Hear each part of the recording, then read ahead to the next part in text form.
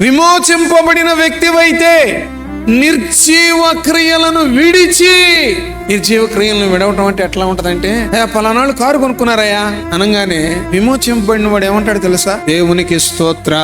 ఎంత కష్టపడ్డాడో, ఎంత ప్రార్థన చేశాడో, ఎంత నమ్మకంగా ఉన్నాడో, దేవుడి బిడ్డకి వాహనం ఇచ్చాడు, దేవునికి మహిమ కలుగును గాక అంటాడు. విమోచింపబడి విడుదల పొందిన వ్యక్తి ఏమంటాడంటే, మాకు తెలుసులేరా ఊరు నిండా అప్పులు వీడికి, వీడు బడాయి, అప్పులు చేసి మేము 3 కార్లు కొంటాం, వీడు ఒక్కరే కొన్నాడు, మాకు తెలియదు అంటాడు. బడాయి ఆడి ఇల్లు, ఆడి అమ్మ, ఆడి నాన్న, ఆడి బాబు, ఏమండి ఆడి పిల్లలు, ఆడి అప్పలు చెల్లిదు, ఆడి బతుకు మాకు తెలియదు అంటారా.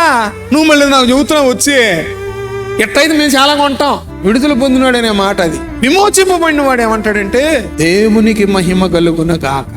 నా సహోదరుడి కారు ఇచ్చాడా, నా సహోదరుని ఇంతగా ప్రేమించాడా, దేవునికి మహిమ కలుగు. బా ఎంత నమ్మకస్తుడుగా ఉన్నాడో, దేవుని సన్నిధిలో ఎంత స్థిరుడుగా ఉన్నాడో. అందుకని నా దేవుడు తనకు నమ్మకస్తులైన వారిని ఊరేగించకుండా తీసుకెళ్లాలని శ్రేష్టమైన వాహనం ఇచ్చాడు. దేవునామ స్తోత్ర. విమోచింపబడిన వాడి నోట వచ్చే మాట అది.